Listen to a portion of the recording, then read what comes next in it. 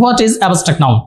Abstract means এমন একটি বিষয়, এমন একটি নাম যেটাকে আমরা স্পর্শ করতে পারি না, দেখতে পাই না, ছুতে পাই না, যেটা হৃদয় দিয়ে অনুভব করতে হয়, এটাই হচ্ছে অ্যাবস্ট্রাক্ট নাউন। তাহলে যে নাম দ্বারা কোনো ব্যক্তি, বস্তু, স্থানের, কাজের, অবস্থার বা গুণের নাম বোঝায় সেটা হচ্ছে অ্যাবস্ট্রাক্ট নাউন। আমি যে কথাটা বললাম এটা কিন্তু একটা ক্লিয়ার হলেন না আপনারা, বুঝতে পারছি। কিন্তু যখন এরপরে এই যে এই কথাটা বলা হবে যে নাউনটা আমরা স্পর্শ করতে পারি না, দেখতে পাই না, ছুতে পাই না, হ্যাঁ, তাহলে মোটামুটি আপনারা কিন্তু একটু ক্লিয়ার হলেন যে আচ্ছা এটা এই ধরনের বিষয়গুলো। যেমন হতে পারে লাভ, লাভ, লাভ।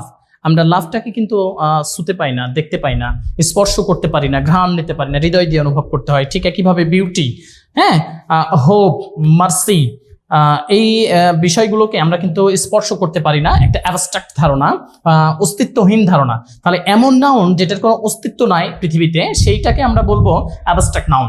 ওকে, এবার তাহলে প্রথম কথা বলা হলো এখানে কয়েকটা কথা মনে রাখবেন অ্যাবস্ট্রাক্ট নাউন চেনার জন্য। যে প্রথম কথা বলা হলো এটা নাম, এটা এমন একটা নাম এবং এটা আমরা ছুতে পারবো না, স্পর্শ করতে পারবো না, যেটা হৃদয় দিয়ে অনুভব করতে হবে।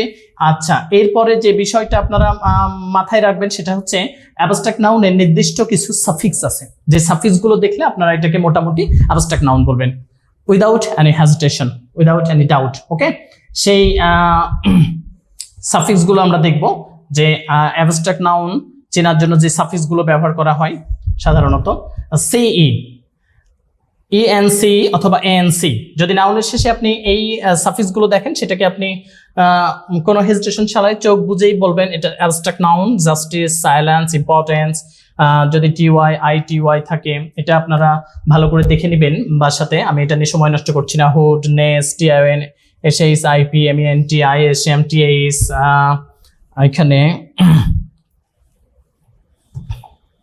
এখানে আরো কিছু বিষয় আছে, TI, ON, okay, HI, ON, DOM, TH, হ্যাঁ, ওয়ার্ডের শেষে এগুলো সহ আমরা যদি এইটা দেখি কোনো ওয়ার্ডের শেষে, সেটাকে আমরা অ্যাবস্ট্রাক্ট নাউন বলবো। ওকে।